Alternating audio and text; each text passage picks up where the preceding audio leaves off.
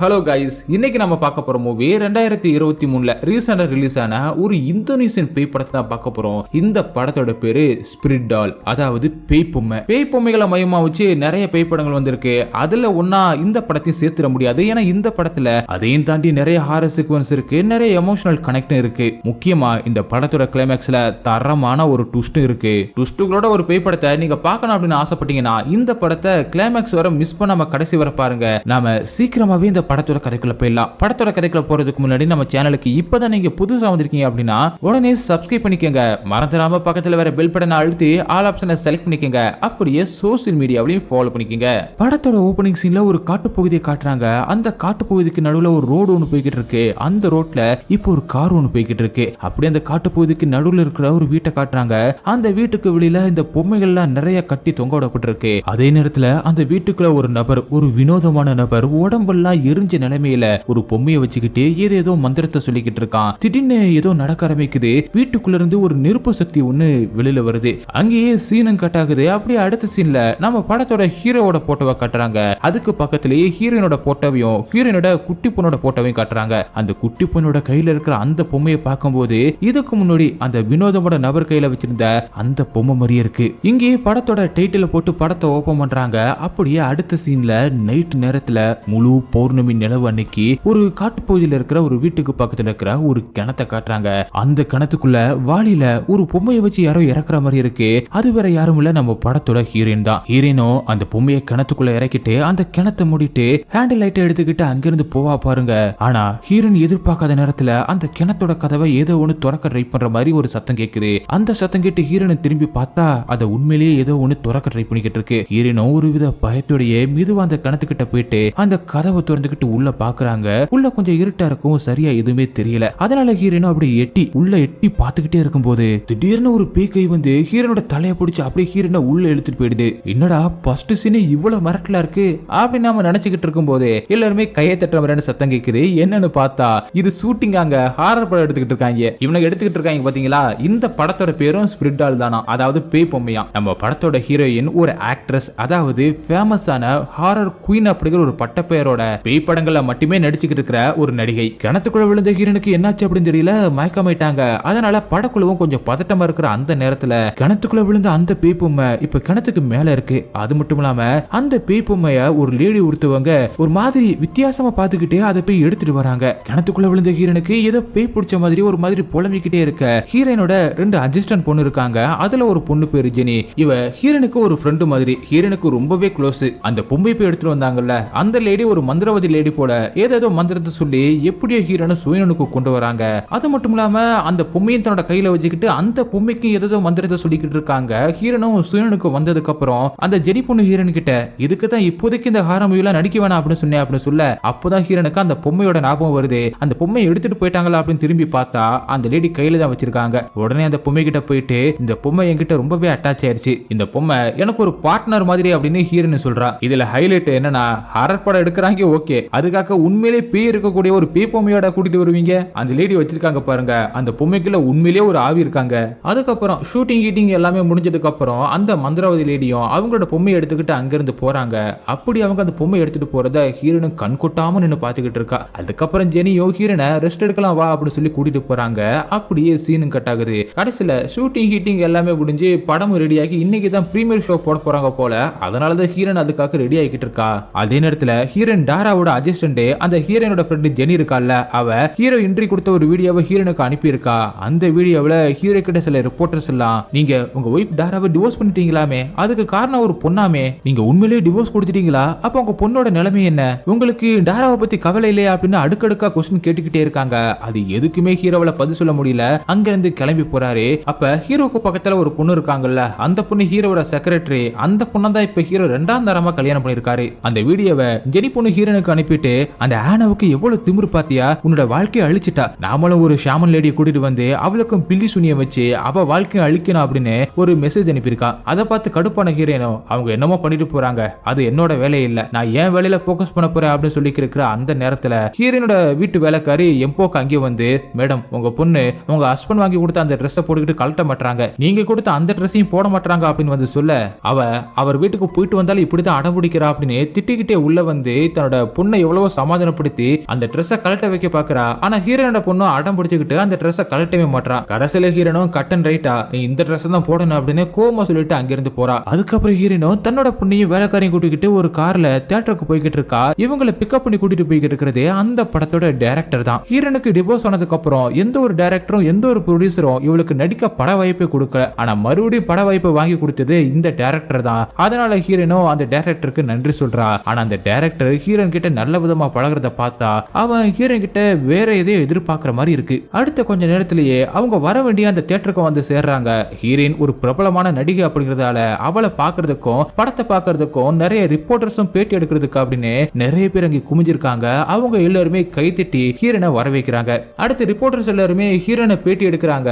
அவங்க எல்லாருமே ஹீரோனோட படத்தை பத்தி கேள்வி கேட்பாங்க அப்படின்னு பார்த்தா ஹீரோனோட பர்சனல் லைஃப்பை பத்தி கேள்வி கேட்கறாங்க. அதுக்கும் சளைக்காம ஹீரோனோ அது அவங்க விருப்பம், அதை பத்தி எனக்கு கவலை இல்லை அப்படிங்கிற மாதிரி சளைக்காம பதில் சொல்லிக்கிட்டு இருக்க. அதே நேரத்துல அந்த படத்துல ஒரு கிணறு செட்டப் இருந்துச்சுல, அது மட்டும் இல்லாம அந்த படத்துல ஒரு பேய் பொம்மை நடிச்சுச்சுல, அது ரெண்டையுமே அங்க காட்சிப்படுத்தி இருக்காங்க. அத ஹீரோனோட பொண்ணும் பாத்துக்கிட்டு இருக்கா. அப்படி அவ பாத்துக்கிட்டு இருக்கும் போதே அந்த கிணத்து மேல இருந்துகிட்டு இருந்த அந்த பேய் பொம்மை திடீர்னு காணாம போகுது. அதை பார்த்த ஹீரோனோட பொண்ணுக்கு அல்லு இல்ல, ஒரு வித பயத்தோட அங்கேயே பாத்துக்கிட்டு இருக்க. பேட்டியை முடிச்சுட்டு ஹீரோனோ தன்னோட பொண்ணையும் வேலைக்காரையும் கூட்டிக்கிட்டு தியேட்டருக்குள்ள போறாங்க. அந்த பொம்மையை பார்த்ததுல இருந்தே ஹீரோனோட பொண்ணுக்கு பயமா இருக்கு போல. உடனே தன்னோட அப்பாவுக்கு கால் பண்ணி, அப்பா எனக்கு இங்க இருக்கவே கொஞ்சம் பயமா இருக்குப்பா அப்படி மாதிரி பேசிக்கிட்டு இருக்கா. அதே நேரத்துல அங்கே வந்த ஹீரோனோ தன்னோட பொண்ணு அவளோட அப்பா கிட்ட தான் பேசிக்கிட்டு இருக்கா அப்படின்னு தெரிஞ்சு கோவமா போன புடுங்கி எதுக்கு என் பொண்ணுக்கு கால் பண்ணி பேசுறீங்க அப்படின்னு ஹீரோவை திட்டினதோட ஹீரோவையும் ஹீரோனையும் பிரிச்சு அந்த செக்ரட்டரி லேடியும் திட்டுறாங்க.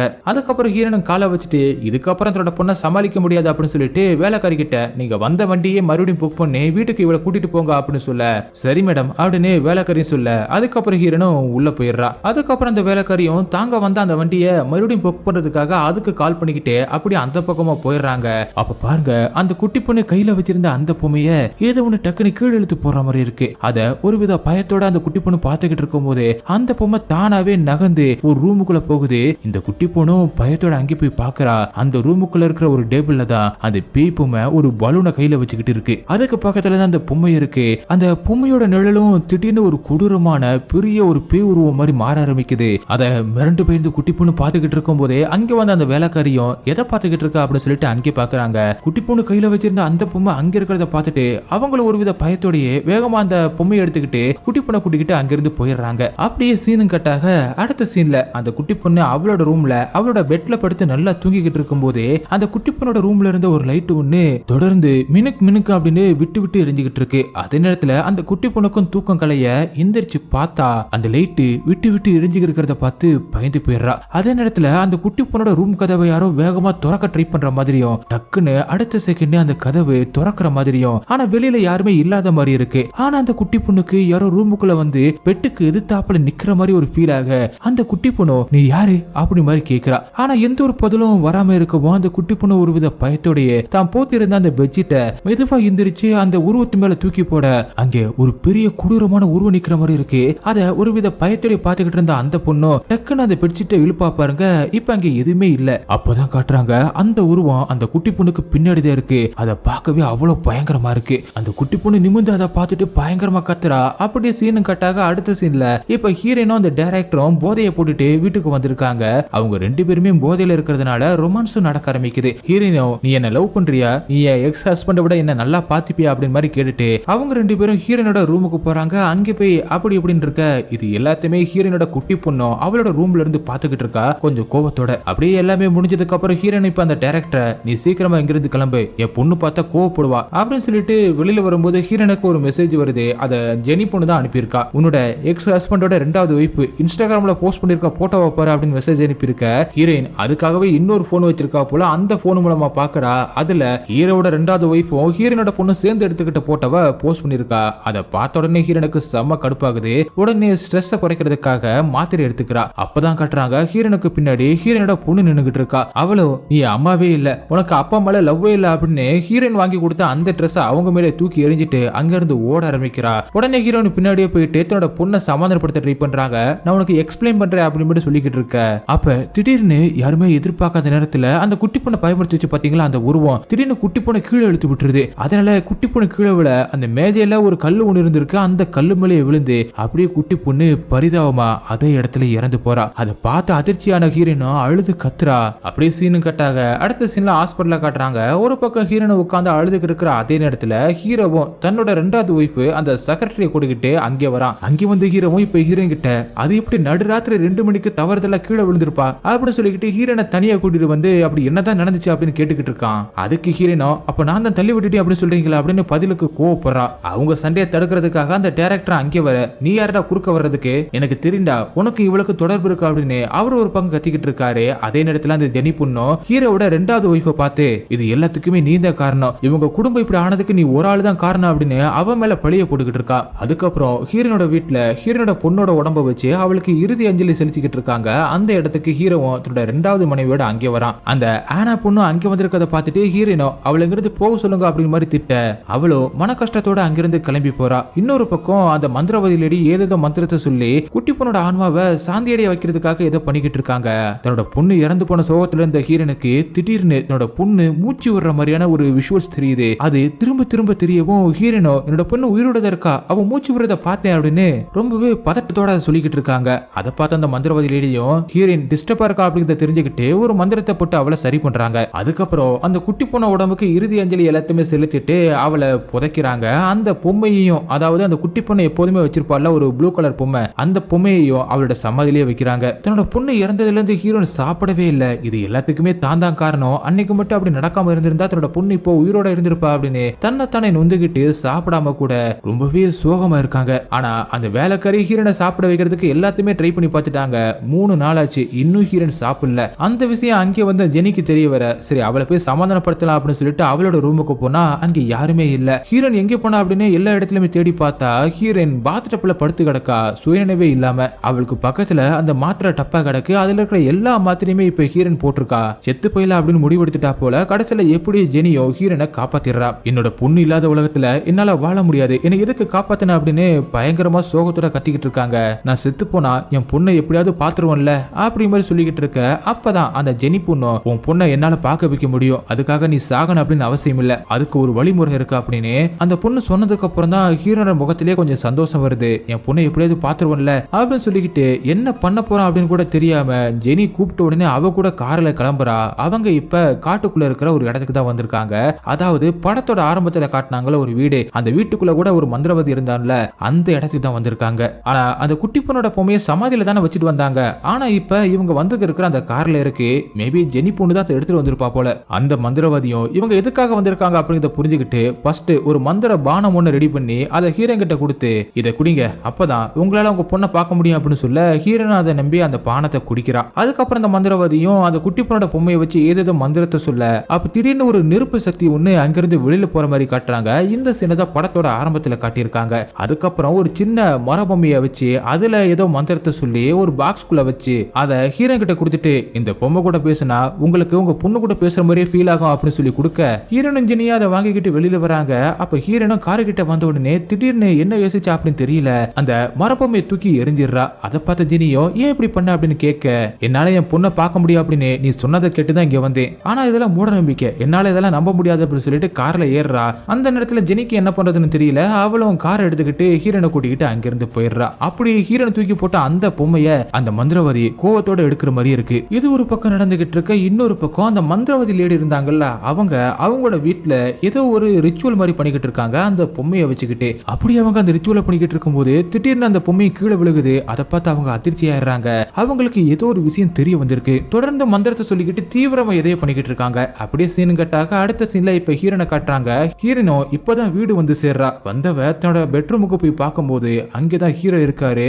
எதுக்காக இங்க வந்தீங்க அப்படின்ற மாதிரி ஹீரோ கேட்க என்னோட பொண்ணோட ஞாபகமாவே இருக்கு, அவளோட ஞாபகமா ஏதாவது ஒரு பொருள் எடுத்துட்டு போலாம் அப்படின்னு வந்தேன். ஹீரோ தன்னோட பொண்ணை நினைச்சு ரொம்பவே சோகமா இருக்கான் அப்படிங்கிறது அவன் பேசுற அந்த பேச்சுல இருந்து தெரியுது. ஆனா அதை எதையுமே ஹீரோன் கண்டுக்கிற மாதிரி தெரியல. ஹீரோவை அங்கிருந்து வெளியில அனுப்புறதுலயே குறியா இருக்கா. அப்பதான் ஹீரோனோட கையில இருக்கிற தன்னோட குட்டி பொண்ணோட பொம்மையை பார்த்துட்டு ஹீரோவும் அந்த பொம்மையை கேட்க ஹீரோன் அந்த பொம்மையை கொடுக்குறா. அதுக்கப்புறம் ஹீரோவும் ஹீரோனுக்கு ஆறுதல் சொல்ல ட்ரை பண்ண ஆனா ஹீரோனோ ஹீரோவை அங்கிருந்து வெளியில அனுப்பிடுறா. இப்ப ஹீரோனோ சோகமா உட்காந்துக்கிட்டு இருக்கும் போது இப்ப ஹீரோனுக்கு யாரோ கால் பண்றாங்க. அதை பார்த்த ஹீரோனும் கட்டுப்புல அந்த போனை தூக்கி போடுறா. அதே நேரத்துல ஹீரோனோட வீட்டுக்கு முன்னாடி இப்ப அந்த பேய் பொம்மை நின்னுகிட்டு இருக்கு. இது எப்படி இங்க வந்துச்சு அப்படின்னு தெரியல. இப்ப ஹீரோனுக்கு கால் பண்ணி இருக்கிறது அந்த டைரக்டர் தான். இப்ப ஹீரோன் நடிச்சு முடிச்சால அந்த படம் நல்லா ஓடிக்கிட்டு இருக்கு. அதனால அதோட அடுத்த ப்ரொமோஷனுக்காக ஹீரோன் வரலையே, அதனால எப்ப வரப்போறா அப்படின்னு அந்த படத்தோட ப்ரொடியூசர் இப்ப டைரக்டருக்கு கால் பண்ணி, நீ சொல்லவும் தானே ஹீரோனை நடிகையை போட்டேன், ஆனா இப்ப அவங்க ப்ரொமோஷனுக்கு வர மாட்டாங்க அப்படின்னு திட்டுறாங்க. அது மட்டும் இல்லாம அந்த ப்ரொடியூசர் அந்த படத்துக்கான சீக்வல் மூவியுமே பிளான் பண்ணி வச்சிருக்காரு, அதை நான் நடிப்பாங்களா இல்லையா அப்படின்னு கேட்டு சொல்லு அப்படிங்கிற மாதிரி சொல்ல, சரி நான் கேட்டு சொல்றேன் அப்படின்னு சொல்லிட்டு டைரக்டரும் கட் பண்ற. அதே நேரத்துல இப்ப டைரக்டரோட ரூம்ல அவரோட பெட்ல இருந்து இன்னொரு பொண்ணு எந்திரிக்கிறா. அந்த பொண்ணு டைரக்டரை பார்த்து, அந்த பேய் பொம்மையோட அடுத்த சீக்வல் மூவில என்ன ஹீரோயின் ஆக்கிறேன் அப்படின்னு நீங்க ப்ராமிஸ் பண்ணிருக்கீங்க அப்படின்னு சொல்லிட்டு இந்த டைரக்டரை இப்படி ப்ராமிஸ் பண்ணிருக்கோம் தான் இந்த டைரக்டர் கிட்ட கொஞ்சம் அட்ஜஸ்ட்மெண்ட் பண்ணிருக்கா போல. அப்படியே அடுத்த நாள் காலையில காட்டுறாங்க. இப்ப ஹீரோனை கண்ணு முடிச்சு பார்க்கும்போது அவளோட ரூமுக்கு வெளியில அந்த பேய் பொம்மை இருக்கிறத பார்த்துட்டு கொஞ்சம் பயந்து போயிடுறா. இந்த பொம்மை எப்படி இங்க வந்துச்சு அப்படின்னு தன்னோட வேலைக்காரியை கூப்பிட்டு கேட்க, உங்களுக்காக இந்த பொம்மையை யாரும் அனுப்பியிருக்காங்க, அதான் இங்க எடுத்துட்டு வந்து வச்சேன் அப்படின்னு அந்த வேலைக்காரியும் சொல்ல, அந்த பொம்மையை பார்த்த உடனே கடுப்பான ஹீரோனோ அதை வேகமா எடுத்துட்டு போய் குப்பை தொட்டியில போட்டுட்டு திரும்பி வந்துகிட்டு இருக்கும் போது அந்த கிணத்து சீன் இருக்குல்ல, அதே மாதிரி அந்த குப்பை தொட்டியோட மூடியும் திறந்து மூடுது. அதை கவனிச்ச ஹீரோனோ மறுபடியும் அந்த குப்பை தொட்டிக்குள்ள உள்ள போய் பார்க்க, அம்மா அப்படின்னு ஹீரோனோட பொண்ணோட குரல் கேட்குது. ஆனா அந்த பொம்மை இப்ப ஹீரோனுக்கு மட்டும் அவளோட பொண்ணு மாதிரி தெரிய வேகமா பாசத்தோட தூக்கிட்டு உள்ள வரா. அந்த வேலைக்காரி கிட்டையும் என்னோட பொண்ணு திரும்ப வந்துட்டா அப்படிங்கிற மாதிரி அருமைப்படுத்துறா. இதெல்லாம் ஒரு பக்கம் நடந்துகிட்டு இருக்க, இன்னொரு பக்கம் ஹீரோவும் தன்னோட பொண்ணோட பொம்மையை வச்சுக்கிட்டு அவளோட நினைப்பிலேயே புலம்பிக்கிட்டே இருக்கான். ஹீரோட ரெண்டாவது வைஃபும் இப்ப கற்பமா இருக்காங்க போல. இந்த நேரத்துல இந்த விஷயத்தை எப்படி சொல்றது அப்படின்னு கொஞ்சம் தயங்கிக்கிட்டு இருக்கா. அதே நேரத்துல ஒரு அன்னோன் நம்பர்ல இருந்து ஆனாவுக்கு ஒரு மெசேஜ் வருது, ஹீரோ கூட இருந்தா உன் குழந்தையும் செத்துதான் போகும் அப்படின்னு யாரும் மெசேஜ் அனுப்பியிருக்காங்க. அதே நேரத்துல இங்க ஹீரோயினும் அந்த பொம்மையை தன்னோட பொண்ணு மாதிரி நினைச்சு அதை குளிப்பாட்டுறது, அதுக்கு சாப்பாடு பால் அப்படின்னு எல்லாத்தையுமே கொடுக்கறது அப்படின்னு ஒரு பைத்திய கரிமாரி நடந்துகிட்டு இருக்கா. உண்மையில அவளோட கண்ணுக்கு அந்த பொம்மை அவளோட பொண்ணு மாதிரி தான் தெரியுது. அந்த பொண்ணு வேற ஹீரோயின் கிட்ட பேசுற மாதிரி இருக்கு. அந்த வேலைக்காரியாலையும் இது பொம்மை தான் அப்படின்னு ஹீரோயின் கிட்ட சொல்லி புரிய வைக்க முடியல. ஹீரோயின் இழுப்புக்கெல்லாம் போய்கிட்டு இருக்காங்க. அப்படியே சீனும் கட்டாக அடுத்த சீன்ல ஹீரோயின் தன்னோட பொண்ணு திரும்ப வந்துட்டா அப்படிங்கிற சந்தோஷத்துல இப்ப மனநிலை கொஞ்சம் சரியாகி சொல்ல போனா பைத்தியம் மாதிரி தான் இருக்கா. இப்ப நார்மலா தான் இருக்கா அப்படின்னு நினைச்சுக்கிட்டு அந்த படத்தோட சக்சஸ் மீட் நடந்துகிட்டு இருக்கு. அந்த இடத்துக்கு வந்திருக்கா. அதுவும் அந்த பொம்மையை கூடவே கூட்டிட்டு வந்திருக்கா. எல்லா ரிப்போர்ட்டர்ஸுமே அந்த படத்தை பத்தியும் ஹீரோனோட இப்ப இருக்கிற அந்த மனநிலைமையை பத்தியும் கேள்வி கேட்டுக்கிட்டு இருக்காங்க. ஆனா ஹீரோன் அதுக்கு என் பொண்ணு எப்பவுமே என் கூட தான் இருக்கா, அவ என்ன பாதுகாப்பா பாத்துக்குவா அப்படின்னு அந்த பொம்மையை பார்த்து சொல்லிக்கிட்டு இருக்காங்க. இதுக்கு மேல் பேச விட்டா ஏதாவது குளறுபடி பண்ணிடுவா அப்படின்னு அந்த டைரக்டரும் இப்ப ப்ரொடியூசரை பேச சொல்றாரு. அந்த ப்ரொடியூசரும் இந்த படத்துக்கான அடுத்த சீக்குவலை அனௌன்ஸ் பண்றாரு. அதே நேரத்துல அந்த கூட்டத்துல உட்கார்ந்துகிட்டு இருந்த ஒரு பொண்ணு, அந்த பொண்ணு பேரு சாரா. இந்த பொண்ணு தான் அந்த டைரக்டர் கூட அட்ஜஸ்ட்மெண்ட் பண்ணுது. திடீர்னு எந்திரிச்சு இந்த படத்தோட அடுத்த பாகத்துல என்னையும் ஒரு நடிகையை சேர்த்துக்கங்க, தானும் டாரா மாதிரி ஒரு ஹாரர் குயினா மாறணும் அப்படின்னு ஆசைப்படுறதா சொல்றா. ஆனா டைரக்டருக்கும் அந்த பொண்ணுக்கு நடுவுல இருக்க அந்த ரிலேஷன்ஷிப் அந்த பொம்மைக்குள்ள இருக்கிற அந்த ஆவிக்கு தெரிஞ்சிருக்கும் போல அந்த ஆவியும் அந்த டைரக்டர் ஒரு முறைக்கும் பாருங்க. பார்க்கவே அவ்வளவு கொடூரமா இருக்கும். அந்த சக்சஸ் மீட்டும் முடிஞ்சதுக்கு அப்புறம் டைரக்டர் அந்த ஜாரா அப்படிங்கிற அந்த பொண்ணை வெளியில கூட்டிட்டு வந்து, ஏன் இப்படி பண்ற, உனக்கு தான் சான்ஸ் வாங்கி தரேன் அப்படின்னு சொன்னேன்ல, ஏன் இப்படி கூட்டத்துல கட்டிச்சோறு அவுத்துக்கிட்டு இருக்கா அப்படிங்கிற மாதிரி வெளியில கூட்டு வந்து திட்டிக்கிட்டு இருக்கான். இந்த டைரக்டர் சான்ஸ் வாங்கி தரேன் அப்படின்னு சொல்லிட்டு தன்னை யூஸ் பண்ணிக்கிட்டான் அப்படிங்கிறது அந்த பொண்ணுக்கும் தெரிஞ்சு போச்சு. அதே நேரத்தில் அங்கே வந்த ஹீரோனுக்கும் அந்த விஷயம் தெரிஞ்சு போக அவங்களும் கொஞ்சம் கடுப்பாயிடுறாங்க. இந்த டைரக்டர் என்கிட்டயுமே இப்படிதான் என்னையே லவ் பண்றேன் அப்படின்னு சொன்னா அப்படின்னு ஹீரோனும் கோமா சொல்லிட்டு அங்கிருந்து போறா. அப்படி சீனும் கட்டாக அடுத்த சீன்ல இப்ப ஹீரோனோட வீட்டுக்கு 2 பியூட்டிஷியன்ஸ் வந்திருக்காங்க. இவங்க தான் எப்போதுமே ஹீரோனுக்கு மேக்கப் போடுவாங்க போல. இவங்களை எதுக்காக இப்ப ஹீரோனை இங்க வர வச்சிருக்கா அப்படின்னு பாத்தீங்கன்னா, ஹீரோனோட பொண்ணு அப்படின்னு நினைச்சிட்டு இருக்கிற அந்த பொம்மைக்கு அவளோட ஹேரை சுத்தம் பண்றதுக்காக தான் வர வச்சிருக்கா. ஒருத்தன் ஹீரோனுக்கு ஃபேஷியல் பண்ண போயிடுறான், இன்னொருத்தன் அந்த பொம்மையை எடுத்துக்கிட்டு அதோட முடிய சுத்தம் பண்றதுக்காக அங்கே போறான். ஆனா அங்க அந்த பொம்மையால அவனுக்கு பல விதமான அமானுஷமான சம்பவங்கள் நடக்குது. திடீர்னு பார்த்தா அந்த பொம்மையே அவனுக்கு ஹீரோனோட பொண்ணு மாதிரி தெரியுது, அதுவும் பேய் மாதிரிலாம் தெரியுது. அதெல்லாம் பார்த்து நடுங்கி போன அவனும் மெதுவா அந்த பொம்மையை வந்து தொட்டு பார்த்துக்கிட்டு இருக்கான். ஆனா திடீர்னு அந்த பொம்மை அந்த குட்டி பொண்ணு மாதிரி மாறி அவனோட கையை நல்லா கடிச்சு துண்டை எடுத்த மாதிரி தெரியுது. அவனும் என் விரல் போச்சு அப்படின்னு பயந்து கத்திக்கிட்டு இருக்கான். அந்த நேரத்தில் அந்த இன்னொரு ஃபியூட்டிஷன் அங்கே வந்து அவன் விரலை செக் பண்ணி பார்க்கும்போது அது எல்லாமே அப்படியே தான் இருக்கு. இது எல்லாமே அவனுக்கு ஏற்பட்ட பிரமை. இருந்தாலும் அவனுக்கு பயம் மட்டும் முகத்துல போகவே இல்லை. அப்படியே சீனு கட்டாக அடுத்த சீன்ல இப்ப ஹீரோனோ நீச்சல் குளத்துக்கு பக்கத்துல அந்த பொம்மையோட, அதாவது தான் பொண்ணு அப்படின்னு நினைச்சுக்கிட்டு இருக்கிற அந்த பொம்மை கூட ஹீரோனை உட்காந்து பேசிக்கிட்டு இருக்கிற அந்த நேரத்துல ஜெனி பொண்ணு அங்கே வரா. வந்தவ, ஏன் இப்படி ஒரு பொம்மை கூட உட்காந்து பேசிக்கிட்டு இருக்க, இந்த பொம்மை உன் பொண்ணு கிடையாது அப்படின்னு திரும்ப சொன்னாலும் அதுக்கு ஹீரோன் கோவப்படுறாளே தவிர அதை நம்பவே மாட்டா. அந்த பொம்மையை புடுங்கவே ட்ரை பண்றா ஜெனி. ஆனா ஹீரோனோ அவளை அங்கிருந்து போக சொல்லிடுறா கோவத்தோட. ஹீரோனோ அந்த பொம்மையை தன்னோட பொண்ணு அப்படின்னு முழுசா நம்ப ஆரம்பிச்சிட்டா. அந்த பொம்மையோட மடியெல்லாம் படுத்து தூங்க ஆரம்பிக்கிறா. இது ஒரு பக்கம் நடந்துகிட்டு இருக்கா. இன்னொரு பக்கம் அந்த டைரக்டர் ஒரு இடத்துல ஆவி குளியல் குளிச்சுக்கிட்டு இருக்கான். அந்த டைரக்டர் மேல அந்த பொம்மைக்குள்ள இருக்கிற ஆவிக்கு ஏதோ ஒரு கோபம். அதாவது ஹீரோனை லவ் பண்றேன் அப்படின்னு சொல்லிட்டு அவ கூட அப்படி இப்படின்னு இருந்திருக்கான்ல, அந்த கோபமா கூட இருக்கலாம். அந்த இடத்துக்கு வந்து அவனை ஹீரோனோட பொண்ணோட உருவத்துல பயமுறுத்த ஆரம்பிக்குது. போது அவனும் பயந்து அங்கிருந்து தப்பிக்க பாக்குறான். ஆனா அவனால கதவை ஓபன் பண்ணவே முடியல. அந்த குட்டி பொண்ணு பயங்கரமா சிரிச்சுக்கிட்டு இருக்கா. அதே நேரத்துல அங்க இருக்கிற அந்த டெம்பரேச்சர் இன்க்ரீஸ் ஆக ஆரம்பிக்குது. கதவையும் அவனால ஓபன் பண்ண முடியல. ஒரு கட்டத்துல டெம்பரேச்சர் ஹை லெவலுக்கு இன்க்ரீஸ் ஆகி அவனோட தோலெல்லாம் கொப்பளம் கொப்பளமா வந்து கடைசியில அதே இடத்துல இறந்தே போயிடுறான். இங்க ஹீரோட வீட்டை கட்டுறாங்க. அந்த ஹீரோட ரெண்டாவது ஒய்ஃபும் ஹீரோயின் அந்த இன்டர்வியூ கொடுத்திருப்பால அந்த சக்சஸ் மீட்ல அத வீடியோவா பாத்துக்கிட்டு இருக்கா. அதே நேரத்துல ஹீரோவும் ஆபீஸ்ல ஏற்பட்ட அந்த டென்ஷனோடய அங்கே வந்து உட்கார ஆனாவும் தன்னோட ஹஸ்பண்ட சமாதானப்படுத்த போக, ஆனா ஹீரோவும் ஆனா மேல செம்ம கோவத்துல இருக்காரு போல. நீ மட்டும் என்னோட வாழ்க்கையில வராம இருந்திருந்தா நான் இன்னும் டாரா கூட தான் இருந்திருப்பேன். அப்ப என் பொண்ணு இறந்திருக்க மாட்டா அப்படின்னு ரொம்ப சோகமா கோவத்தோட சொல்றான். அதே நேரத்துல ஹீரோனோட வீட்டை கட்டுறாங்க. அந்த வேலைக்காரியும் எல்லா வேலையுமே முடிச்சுட்டு தூங்கலாம் அப்படின்னு போகும்போது தூரத்துல ஏதோ ஒரு சத்தம் கேக்குது அப்படின்னு அங்கே வந்து பார்த்தா அங்க இருக்கிற அந்த குதிரை பொம்மை தானாவே ஆடிக்கிட்டு இருக்கு. அதை பார்த்து பயந்து போன அந்த வேலைக்காரியும் வேகமா அதை எடுத்துக்கிட்டு ஒரு ரூமுக்குள்ள போய் உள்ள வச்சுட்டு அந்த கதவை க்ளோஸ் பண்ணிட்டு வெளியில வராங்க.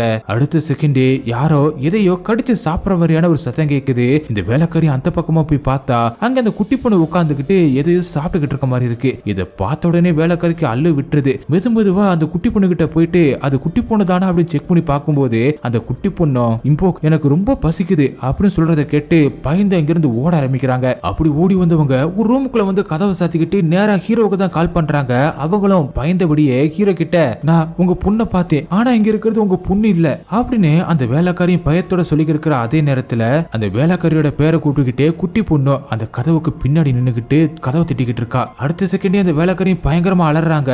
என்னன்னு பார்த்தா அவங்களுக்கு பின்னாடி தான் அந்த கொடூரமான கருப்பு உருவம் நின்னுகிட்டு இருக்கு. அந்த கருப்பு உருவம் அப்படியே அவங்கள நசுக்கி அவங்கள மோசமான முறையில கொன்றுது. இந்த சத்தம் எல்லாத்தையுமே ஹீரோவும் அந்த போன் கால் மூலமா கேக்குறான். ஆனா அவனுக்கு அது என்னன்னு சரியா தெரியல. ஆனா ஆனா பொண்ணு தான் கற்பமா இருக்கிற விஷயத்தை எப்படியாவது ஹீரோ கிட்ட சொல்லலாம் அப்படின்னு பார்த்தா அதுக்கு சரியான சந்தர்ப்பமே கிடைக்க மாட்டுது. இப்ப ஹீரோனோட வீட்டை கட்டுறாங்க. இப்ப ஹீரோனோ அவளோட பெட்ல படுத்து தூங்கிக்கிட்டு இருக்கும் போது அப்பதான் காட்டுறாங்க அவளை பார்த்தபடியே அந்த பொம்மை நின்னுகிட்டு இருக்கு. அதே நேரத்துல ஹீரோனை தூக்கம் கலைஞ்சு எந்திரிக்க அப்பதான் காட்டுறாங்க ஒரு கொடூரமான உருவம் டக்குன்னு ஹீரோனோட உடம்புக்குள்ள போயிடுது. ஆக்சுவலா அந்த பொம்மைக்குள்ள இருக்கிறது ஹீரோனோட பொண்ணோட ஆவியே கிடையாது. அது வேற ஏதோ ஒரு கொடூரமான ஆவி. அந்த ஆவிதான் ஹீரோனோட பொண்ணை பயமுறுத்தி கடைசியில அவளையுமே கொண்டு இருக்கு. இங்க ஹீரோவும் ஆனா கிட்ட பேசிக்கிட்டு இருக்கிற அதே நேரத்துல இப்ப ஹீரோயின் கால் பண்றாங்க. அதை பார்த்த உடனே ஹீரோவும் தனியா வந்து பேசுறாரு. இப்ப ஹீரோ கிட்ட ஹீரோயினோ நம்ம பழையபடிக்கு ஒன்னா இருக்கலாம், அதுதான் நம்ம பொண்ணுக்கு ரொம்பவே பிடிக்கும், நாம மறுபடியும் ஒன்னா சந்தோஷமா வாழலாம் அப்படின்னு சொல்லிட்டு காலை கட் பண்றா. இது ஹீரோவுக்கு ரொம்பவே குழப்பத்தை கொடுக்குது. அதே நேரத்துல ஆனாவும் ஹீரோயின் தான் கால் பண்ணிருக்கா அப்படிங்கறத தெரிஞ்சுக்கிட்டு எதுக்காக இந்த நேரத்துல கால் பண்ணிருக்கா அப்படின்னு கேட்க அதுக்கு ஹீரோவும் அந்த விஷயத்தை ஆனா கிட்ட சொல்ல முடியாதுல, அதனால ஒண்ணு இல்ல அப்படின்னு சமாளிக்கிறான். ஆனா ஆனாவுக்கு இப்படி அடிக்கடி ஹீரோயின் திரும்ப திரும்ப கால் பண்றது கொஞ்சம் கடுப்பா இருக்கு. அதனால ஹீரோ கிட்ட சண்டை போடுறாங்க. அப்படியே அடுத்த கொஞ்ச நேரம் கழிச்சு காட்டுறாங்க. இப்ப ஹீரோவும் ஆனா கிட்ட டாரா ஏதோ ஒரு பிரச்சனையில இருக்கா, அவ என்ன வர சொல்லிருக்கா, நான் போயிட்டு வரேன் அப்படின்னு சொல்லிட்டு ஒரு நோட் ஒண்ணு எழுதி வச்சுட்டு அங்கிருந்து போயிருக்கான். இத ஆனாவும் பாக்குறா. இன்னொரு பக்கம் ஹீரோவும் ஹீரோனோட வீட்டுக்கு வந்திருக்கான். உள்ள வந்து ஹீரோயின் இருக்காளா இல்லையா அப்படின்னு செக் பண்ணி பாத்துக்கிட்டு இருக்கிற அதே நேரத்துல ஹீரோனோட இன்னொரு அசிஸ்டன்ட் பொண்ணு இருப்பாள்ல, அந்த மந்திரவாதி லேடி இருக்காங்கல்ல, அந்த ஷாமன் லேடி, அவங்களோட வீட்டுக்கு வந்திருக்கா. வந்தவ அந்த வீட்டுல யாருமே இல்ல அப்படிங்கறத தெரிஞ்சுக்கிட்டு உள்ள வந்து அந்த மந்திரவாதி லேடியை தேடிக்கிட்டு இருக்கா. அப்பதான் அந்த பொண்ணு பாக்குறா. அந்த பொண்ணுக்கு மேலதான் அந்த மந்திரவாதி லேடியோட பணம் தூங்கிக்கிட்டு இருக்கு. அந்த லேடிய ஏதோ ஒண்ணு கொலை பண்ணிருக்கு. அப்பதான் ஒரு நோட் புக்ல அவங்க எழுதி வச்சுட்டு போன ஒரு லெட்டர் அவளுக்கு கிடைக்குது. இங்க ஹீரோவும் வீடு முழுக்க தேடி பார்த்துக்கிட்டு இருக்கா. அப்ப அந்த ஃப்ரிட்ஜுக்கு பக்கத்துல ஒரே ரத்தமா இருக்கிறத பார்த்துட்டு அந்த ஃப்ரிட்ஜை ஓபன் பண்ணி பார்த்தா அதுக்குள்ளதான் வேலைக்காரியோட தலையே இருக்கு. அங்க வேலைக்காரி இறந்து கிடக்கிறத பார்த்துட்டு அவனும் அதிர்ச்சி ஆகுறான். அதே நேரத்துல ஹீரோவோட பொண்ணோட குரலும் கேட்க அந்த குரலை ஃபாலோ பண்ணிக்கிட்டு மேல செக் பண்ண போய்கிட்டு இருக்கான். அங்க இங்க அப்படின்னு தேடி பார்க்கறான். ஆனா இங்க அப்படி யாருமே இருக்கிற மாதிரி தெரியல. அதுக்கப்புறம் திரும்ப கீழே வந்து பார்த்தா அந்த ஹீரோனோட இன்னொரு அசிஸ்டன்ட் பொண்ணு அந்த வீட்டுல இருக்கா. அவளும் அங்க வேலைக்காரி இறந்து கிடக்கிறத பார்த்து அதிர்ச்சியில நிக்க அதுக்கப்புறம் ஹீரோ கிட்ட அந்த லெட்டரை கொடுத்துட்டு இதை படிங்க, உங்களுக்கு எல்லா விவரமும் தெரியும் அப்படின்னு சொல்லிட்டு அங்க இருந்து கிளம்புறா. ஆக்சுவலா அந்த லெட்டரை அந்த மந்திரவாதி லேடி தானே எழுதியிருப்பாங்க. அந்த மந்திரவாதி லேடியும் ஹீரோனுக்கு தான் அந்த லெட்டரை எழுதியிருக்காங்க. அந்த லெட்டர்ல அந்த மந்திரவாதி லேடியும் டாரா ஷூட்டிங் ஸ்பாட்ல நடந்த அந்த சம்பவத்துக்கு அப்புறம் அந்த பொம்மைக்குள்ள இருந்த அந்த ஆவிக்கு உன்னை ரொம்பவே பிடிச்சி போச்சு, அந்த ஆவி எப்படியாவது உன்னோட வாழ்க்கைக்குள்ள வந்தன அப்படின்னு டைம் பார்த்து காத்துக்கு இருந்திருக்கு. அதனால அந்த ஆவிதான் உன்னை கோவப்பட வச்சு அதனால பல அசம்பாவிதங்கள் நடத்தி உன்னோட பொண்ணையும் கொல்ல வச்சு அதை ஒரு ஆப்பர்ச்சுனிட்டியா பயன்படுத்தி உள்ள வர பார்த்துச்சு. அப்பதான் அந்த விஷயம் எனக்கு தெரிய வந்துச்சு. அதனால அந்த ஆவியை தடுக்க நான் என்னெல்லாம் பண்ணி பார்த்தேன், ஆனா என்னால தடுக்க முடியல. அந்த ஆவி அதிக சக்தி வாய்ந்ததா இருந்துச்சு. அந்த ஆவிக்கு புதுசா ஒரு மாஸ்டர் தேவை அப்படிங்கிற ஒரு கொடூர வெறியோட இருந்துச்சு. அதனாலதான் ஜெனி கிட்ட அந்த பொம்மையை எடுத்துட்டு போக போக வர சொல்லியிருக்கேன். அந்த ஆவி தான் நினைச்சதை நிறைவேற்ற என்ன வேணா செய்யும். அதனால எது உண்மை எது பொய் அப்படிங்கறத நீ புரிஞ்சுக்கணும். இருந்தாலும் இந்த விஷயத்தை உனக்கு தெரியப்படுத்தணும் அப்படின்னா இந்த லெட்டரை எழுதிக்கிட்டு இருக்கேன் அப்படின்னு அந்த லேடி அந்த லெட்டரை எழுதியிருக்காங்க. அந்த லெட்டரை படிச்சுக்கிட்டு இருந்த ஹீரோவுக்கு ஹீரோயின் கிட்ட இருந்து ஒரு மெசேஜ் வருது. நானும் உங்க பொண்ணும் நம்மளோட வில்லாவில வெயிட் பண்ணிக்கிட்டு இருக்கோம் அப்படின்னு ஒரு மெசேஜ் வர, அதே நேரத்துல ஹீரோட ரெண்டாவது ஒய்ஃபும் ஹீரோ மேல இருக்கிற கோபத்துல தன்னோட அப்பா அம்மா வீட்டுக்கே போயிடலாம் அப்படின்னு ஹீரோக்கு ஒரு நோட்டையும் எழுதி வச்சுட்டு பெட்டி பிடிக்கலாம் எடுத்துக்கிட்டு அங்கிருந்து போய்கிட்டு இருக்கும் போது திடீர்னு ஒரு கருப்பு உருவம் கிராஸ் பண்ற மாதிரி இருக்கு. ஒருவித குழப்பத்தோடையே அந்த ஆனா பொண்ணு பாத்துக்கிட்டு இருக்கிற அந்த நேரத்துல ஆனா பொண்ணுக்கு ஒரு பொண்ணு கால் பண்ணி, உன்னை நினைச்சா எனக்கு பரிதாபமா இருக்கு, மறுபடியும் டாராவும் உன்னோட ஹஸ்பண்டும் சேர போறாங்க, இப்ப அவங்க ரெண்டு பேரும் அவங்களோட வில்லாவில் இருக்காங்க, நம்மளேண்டா நீயே போய் பாரு அப்படின்னு அந்த பொண்ணு சொல்லிட்டு காலை கட் பண்ணிடுறா. இன்னொரு பக்கம் ஹீரோயின் தன்னோட ஹஸ்பண்டுக்கு பாசமா நிறைய சாப்பாடு ரெடி பண்ணிக்கிட்டு இருக்கா. ஆனா ஹீரோயின் இப்ப ஹீரோயினாவே இல்ல அப்படின்னு நல்லாவே தெரியுது. ஆனா அப்பதான் ஒரு மிகப்பெரிய ட்விஸ்ட காட்டுறாங்க. இப்ப ஹீரோனோட வீட்டுக்கு வெளியில ஒரு கார்ல ஜெனி பொண்ணும், அதே நேரத்துல அந்த வீட்டுல ஒரு மந்திரவாதி பார்த்தோம்ல, அந்த மந்திரவாதியும் அங்க இருக்கான். அப்பதான் நமக்கு தெரிய வருது இங்க நடந்துகிட்டு இருக்கிற எல்லா அசம்பாவிதங்களுக்கும் காரணம் ஜெனி பொண்ணுதான் அப்படின்னும், அந்த ஜெனி பொண்ணு தான் அந்த மந்திரவாதியை வச்சு ஹீரோனோட வாழ்க்கையை கெடுத்திருக்கா அப்படின்னும், ஹீரோயின் இறந்து போன தன்னோட பொண்ணை பார்க்கணும் அப்படின்னு ஆசைப்படும் போது இந்த ஜெனி பொண்ணு தான் அந்த மந்திரவாதியை வச்சு ஹீரோனுக்கு பில்லு சுனிய வைக்க ட்ரை பண்ணும்போது நல்ல வேலையா அந்த மரக்கட்ட பொம்மையை தூக்கி எரிஞ்சிருப்பா. அதனால அவங்க பிளான் ஃபர்ஸ்ட் ஃபெயிலியர் ஆயிருக்கு. ஆனா அதுக்கப்புறம் அந்த ஷாமன் லேடியை கொலை பண்ணி அவங்க வச்சிருந்த அந்த பேய் பொம்மையை வச்சு ஹீரோனுக்கு மறுபடியும் பில்லு சுனிய வச்சிருக்காங்க. அது மட்டும் இல்லாம அந்த ஜெனி பொண்ணு தான் ஹீரோன் கிட்ட அந்த ஹீரோவோட செகண்ட் ஒய்ஃபை பத்தி தப்பாவும், அதே மாதிரி இப்பவும் ஹீரோக்கு ஹீரோனுக்கு தொடர்பு இருக்கு அப்படிங்கிற மாதிரி அந்த ஹீரோட செகண்ட் ஒய்ஃபுக்கும் மெசேஜ் பண்ணி ரெண்டு பேருக்கு நடுவுல பகையை வளர்த்திருக்கா. இது எல்லாத்தையுமே எதுக்காக ஜெனி பண்ணிருக்கா அப்படின்னா, ஹீரோவுக்கு ஹீரோன் எப்போதுமே பார்ட்டி அப்படின்னு போறதுனால அவளை கொஞ்சம் வெறுக்க ஆரம்பிச்சிருக்கான். அதனால டிவோர்ஸ் பண்ணிடலாம் அப்படின்னு ஒரு மைண்ட் தாட்ல இருந்திருக்கான். அதை யூஸ் பண்ணிக்கிட்டு ஜெனியும் ஹீரோவை அடையலாம் அப்படின்னு நினைச்சா, ஆனா ஹீரோவும் அவளை ரிஜெக்ட் பண்ணிட்டு அதுக்கு பதிலா ஹீரோட செக்ரட்டரிய கல்யாணம் பண்ணிருக்கான். அந்த கோவத்துல தான் ஜெனியும் ஹீரோவையும் ஹீரோயினையும் அந்த செகண்ட் ஒய்ஃபையும் பழி வாங்குறதுக்காக தான் இவ்வளவு வேலையும் பண்ணிருக்கா. அங்க ஹீரோனும் ஹீரோக்காக வெயிட் பண்ணி இருக்கிற அதே நேரத்துல அங்க ஹீரோட ரெண்டாவது ஒய்ஃப் அந்த ஆனா பொண்ணு அங்கே வந்துடுறா. அங்க வந்த உடனே அந்த டேபிள்ல இருக்கிற அந்த பொம்மையை எடுத்துக்கிட்டு மேல பாட்டு ஒண்ணு ஓடிக்கிட்டு இருக்கு. அந்த சத்தத்தை கேட்டு மேல போறா. அங்க போய் பார்த்தா யாருமே இல்ல. சுத்தி முத்தியும் பாத்துக்கிட்டு இருக்கும் போதுதான் திடீர்னு அவளுக்கு முன்னாடி ஹீரோயின் வரா. இந்த பொம்மையை உன்னோட பொண்ணு அப்படிதான் நினைச்சுக்கிட்டு இருக்க, சுயனுக்கு வா அப்படின்னு சொல்லிட்டு ஹீரோயின் சொல்ல கேட்காம அந்த பொம்மையை கீழே போட்டுறா. ஆனா ஹீரோனுக்கு இன்னமும் தன்னோட பொண்ணை தான் கீழே தள்ளி விட்டுட்டா அப்படிங்கிற கோவத்துல பயங்கரமா கத்துறா. அவ கத்துன அந்த கத்துல அந்த ஆனா பொண்ணு அப்படியே கீழே விழுந்துடுறா. அதுக்கப்புறம் அப்படியே பறந்து வந்த ஹீரோனும் ஆனாவை குத்தி கொலை பண்ண பார்க்க, அதே நேரத்துல அங்கே வந்த ஹீரோவும் ஆனாவை பின்னாடி இருந்து பிடிச்சுக்கிறான். ஹீரோக்கு இப்ப ஹீரோனையும் காப்பாத்தணும், அதே மாதிரி தன்னோட செகண்ட் ஒய்ஃபையும் காப்பாத்தணும் அப்படிங்கறதுனால நல்லா இறுக்கமா பிடிச்சுக்கிட்டு இருக்கான். அதே நேரத்துல ஹீரோனோட உடம்புக்குள்ள இருக்கிற அந்த கொடூரமான உருவமும் திமிர ஆரம்பிக்குது. இப்ப ஹீரோனை சுயனுக்கு கொண்டு வரதுக்காக, அது வெறும் பொம்மை தான், அது நம்ம பொண்ணு இல்ல, நம்ம பொண்ணோட வாசனை இந்த பொம்மைக்குள்ள இருக்கு அப்படின்னு அத ஹீரோனை நுகர வச்ச உடனே ஹீரோனுக்கு பழைய நினைவுகள் வருது. அப்படியே சுயனுக்கு வந்துடுறா. தான் சாக போறோம் அப்படின்னு நினைச்சுக்கிட்டு ஆனாவும் தான் கற்பமா இருக்கும் அப்படிங்கிற விஷயத்த ஹீரோ கிட்ட சொல்லலாம் அப்படின்னு ட்ரை பண்ணும்போது ஹீரோவும் அந்த பொம்மையை எரிச்சாதான் எல்லாமே சரியாகும் அப்படின்ட்டு அந்த பொம்மையை கிச்சனுக்கு எடுத்து போயிட்டு அது மேல மண்ணெண்ணையை ஊத்தி நெருப்பை பத்த வைக்கிறான். நெருப்பு எரிஞ்சதுக்கு அப்புறமும் அந்த பொம்மை பறந்து வரதை பார்த்து ஹீரோவும் வேகமா அதை போய் மிதிக்க அந்த கொடூரமான ஆவி அந்த நெருப்புல அப்படியே அழிஞ்சு போயிடுது. கடைசியில ஹீரோவும் ஹீரோனையும் தன்னோட செகண்ட் ஒய்ஃபையும் காப்பாத்திட்டான். ஆனா அப்பதான் ஜெனியும் உள்ள வரா. அதுக்கப்புறம் தான் ஹீரோனுக்கு எல்லா விஷயமே தெரிய வருது. ஆனா ஜெனி ஹீரோனை கொல்ல பார்க்க அதை தடுக்க ஹீரோ வரும்போது ஜெனி தெரியத்தனமா ஹீரோவை கொன்னுடுறா. அதுக்கப்புறம் அந்த கோவத்துல வேகமா ஹீரோனையும் கொல்ல போக ஆனா வேகமா கத்தி எடுத்துட்டு வந்து கடைசியில ஜெனியை கொன்னுடுறா. அவங்க ரெண்டு பேராலையும் ஹீரோ இறந்து போனதை தாங்கவே முடியல. கடைசியில வேற வழி இல்லாம ஹீரோட உடம்பை எடுத்துட்டு வந்து கார்ல வச்சுட்டு அங்கிருந்து கிளம்பலாம் அப்படின்னு பார்க்கும்போதுதான் ஆனா தான் கற்பமா இருக்கும் அப்படிங்கிற விஷயத்த ஹீரோ கிட்ட காட்டுறா. அதுக்கப்புறம் அவங்க அங்கிருந்து கிளம்புறாங்க. ஆனா அடுத்த செகண்ட் அந்த வீட்டுக்குள்ள என்ட்ராகிறான் அந்த மந்திரவாதி. அவனும் அந்த வீட்டுக்குள்ள எதையோ தேடுற மாதிரி காட்டுறாங்க.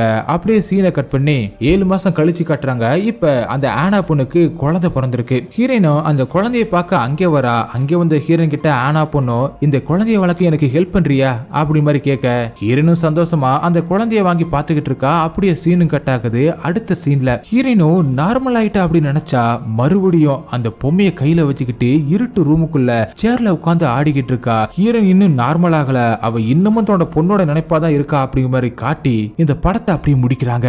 ஓகே கைஸ், இந்த படம் உங்களுக்கு எந்த அளவுக்கு பிடிச்சிருந்துச்சு அப்படிங்கறத கமெண்ட்ல சொல்லுங்க. உங்களுக்கு இந்த வீடியோ பிடிச்சிருந்துச்சுன்னா உடனே ஒரு லைக்கை தட்டி விட்டுட்டு மறந்துடாம உங்க ஃப்ரெண்ட்ஸுக்கு ஷேர் பண்ணுங்க. அப்படி நம்ம சேனலை சப்ஸ்கிரைப் பண்ண மறந்துடாதீங்க. நெக்ஸ்ட் வீடியோல மீட் பண்ணலாம். Bye guys.